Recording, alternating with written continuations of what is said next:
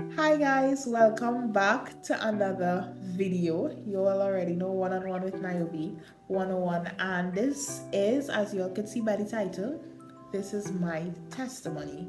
And a revelation that God shared with me is that Niobe, your testimony isn't just before you got saved and now you are saved and that's your testimony, but our life is a continuous and a continual testimony, right? Anyhow, so God laid it on my heart to share my testimony. Many people do not know my testimony in depth. So y'all about to know what God did in my life, right? Before I got saved, and you always see as we go along. So I am a pastor's granddaughter. Right, I have always been a pastor's granddaughter since I was born. I heard that, and that was like playing in my mind, and always being said to me, and so it wasn't any big thing for me. It was like normal, just to know, well, oh, your mother, your father, grandfather is a pastor. Okay, it didn't really mean anything to me. I didn't see it as anything significant that my grandfather is a pastor. But I remember, like, you're in public, or if you come to church, it's like, hey, look, the pastor granddaughter. Hey, look, the pastor granddaughter. Your grandfather is a pastor. And it was always like that for me, and I was kind of weirded out. I didn't really like it because I never had a relationship with my grandfather as well. So it was just like a title to me. It was like, yeah, my grandfather is a pastor, and that's all. And people would assume because your grandfather is a pastor, you would have grown up in church, and I did not grow up in church. I used to visit church like 4 times a year, and I know, like, when I share this testimony, people are shocked because they're like, 4 times a year and you're a pastor's granddaughter. How is that even possible? But my grandfather and my mother, they weren't really on good terms when I was like between, I think, all my life until I was 12. But what I could significantly remember is that, they would always be going back and forth because she wasn't living the right way. And he's telling her she needs to live the right way. She needs to stop smoking, stop drinking. And to me as a child, it happened so much that I kind of used to get used to it. I would remember going home and seeing my mother crying. And I'm like, it started to be normal to me. Like, I thought, okay, this is just the life of a pastor's granddaughter, And we have this ideology of what the life should be. And it was like never really tempting to me that, your life, this is not how a pastor's granddaughter life should be, with family relationship and stuff. But it never really I would say it didn't really affect me much because I don't want to say I never used to care, but it was like, okay, just another how to say it, moment, because it was common, right? And so I was never in church. I say all of that to say that I was never in church because my mother, she didn't like when she go to church, they would always be going back and forth, and she had asthma as well. So it used to make her and she can't breathe. And as a young child, I remember growing up having to see my mother like that.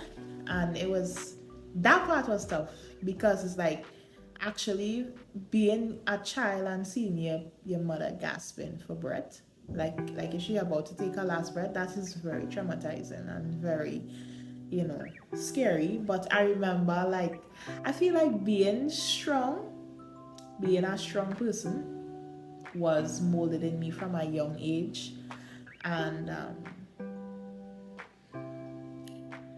I just, even though, like, I don't want to say I trained myself, but there's something in children's brains that I feel like I kind of trained myself, because I was like, I have to be strong for my mommy. I don't know why I thought I had to be strong for my mommy, but that was always the ideology in my head that, okay, now you can't cry when she's crying.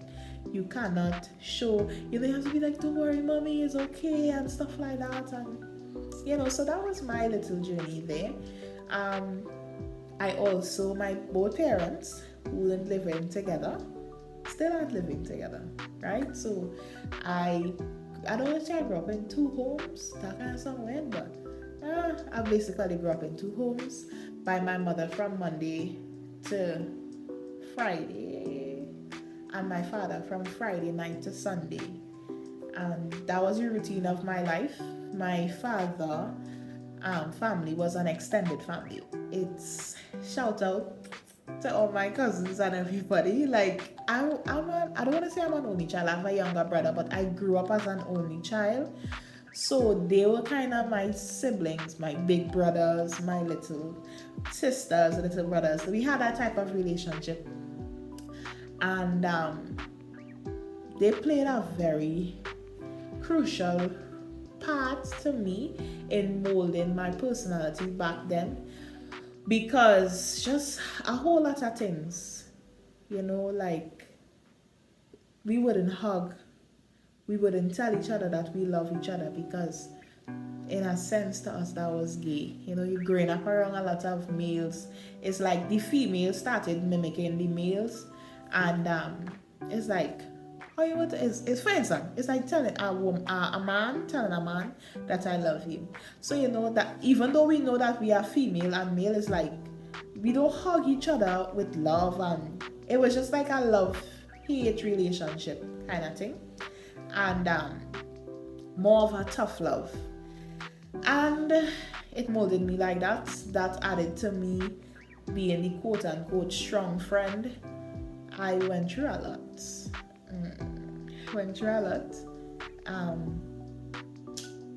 Wow.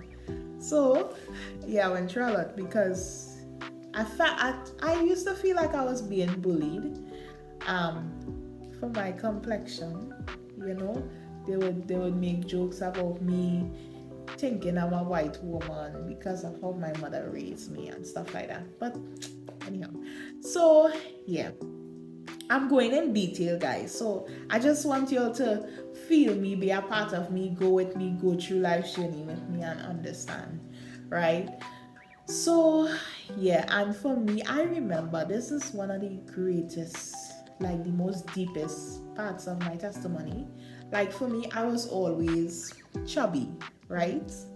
And as you all can see, I have a little, right? So I was always chubby, and I remember like growing up always hearing, hey, you have chubby cheeks, you're so chubby and rosy, and I didn't like that. Like, the beauty image of society and the beauty image of social media plagued my mind. And I was like, I felt like if I don't look like that, what I see, those slim girls, slim face, everything, they're not chubby. I was like, okay.